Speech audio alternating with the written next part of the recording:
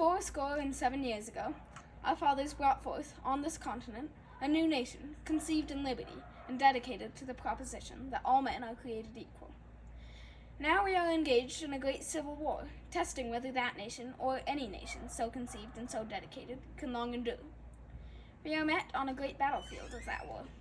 We have come to dedicate a portion of that field as a final resting place for those who here gave their lives, that that nation might live. It is altogether fitting and proper that we should do this.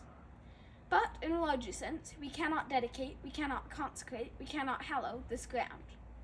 The brave men, living and dead, who struggled here, have consecrated it, far above our poor power to add or detract.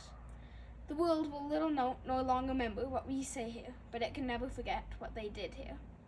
It is for us, the living, rather, to be dedicated here to the unfinished work which they who fought here have thus far so nobly advanced. It is rather for us to be here dedicated to the great task remaining before us, that from these honored dead we take increased devotion to that cause for which they gave the last full measure of the devotion, that we here highly resolve that these dead shall not have died in vain, that this nation, under God, shall have a new birth of freedom, and that government of the people, by the people, for the people, shall not perish from the earth.